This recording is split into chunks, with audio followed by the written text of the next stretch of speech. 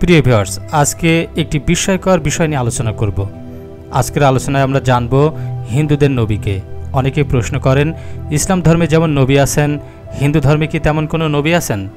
চলুন জেনে নেওয়া যাক হিন্দু ও ইসলাম ধর্মের মধ্যে এই গুরুত্বপূর্ণ ধারণাগত পার্থক্য। প্রথমেই বুঝে নেওয়া দরকার নবী শব্দের অর্থ কী। ইসলাম ধর্মে নবী হলেন সেই ব্যক্তি যিনি আল্লাহর পক্ষ থেকে ওহী বা বার্তা নিয়ে আসেন এবং মানুষকে সঠিক পথে ডেকে নেন। উদাহরণস্বরূপ হজরত মুহাম্মদ সাল্লাল্লাহু সাল্লাম, হজরত মুসা আলাইসাল্লাম, হজরত ঈসা আলাইসাল্লাম, হজরত ইব্রাহিম আলাইসাল্লাম প্রমুখ। তবে হিন্দু ধর্মে নবী শব্দটির ব্যবহার হয় না। হিন্দু ধর্মে এই ভূমিকা পালন করেন অবতার ও ঋষিরা।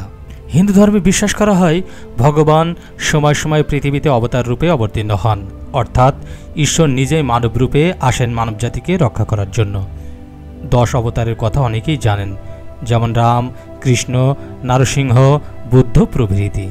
এই অবতাররা নবীর মতো বার্তা আনেন না, বরং নিজের কর্মের মাধ্যমে ধর্ম ও ন্যায়ের প্রতিষ্ঠা করেন।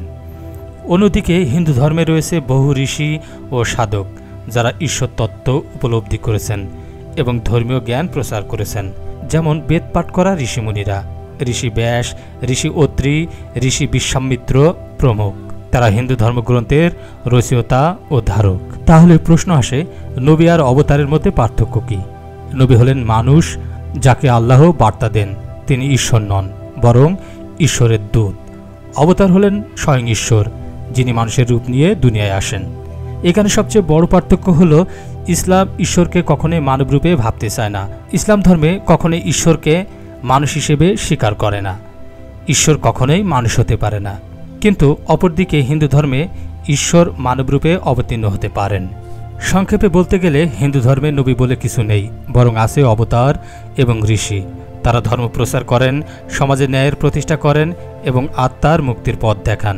এই ভিন্নতা থেকে বোঝা যায় প্রতিটি ধর্মের ভাষা, রীতি ও বিশ্বাসের ধরন আলাদা, তবে মূল বার্তা একটাই, সত্য, ন্যায় ও মানবতার পথে চলা। ইসলামে যেহেতু নবীরা আল্লাহর বাণী ওহী আকারে পান, হিন্দু ধর্মে সেই ভূমিকা পালন করেন ঋষি ও সাধকরা ধ্যান এবং তপস্যার মাধ্যমে। তারা আধ্যাত্মিক অভিজ্ঞতা ও জ্ঞান লাভ করে তা সমাজে প্রচার করেন, যেমন উপনিষদ, গীতা, ব্রহ্মসূত্র ইত্যাদি। অপরদিকে ইসলামের উদ্ভব হয়েছে মধ্যপ্রাচ্যে একটি নির্দিষ্ট ঐতিহাসিক প্রেক্ষাপটে, আর হিন্দু ধর্মের গোড়াপত্তন হয়েছে ভারতীয় উপমহাদেশে হাজার হাজার বছরের সাংস্কৃতিক বিবর্তনের মাধ্যমে। তাই নবী ও অবতার এই দুই ধারণা এসেছে দুই ভিন্ন ভাবধারা থেকে, কিন্তু উভয়ের লক্ষ্য একটাই, মানবজাতিকে সত্য ও ন্যায়ের পথে ডাকা।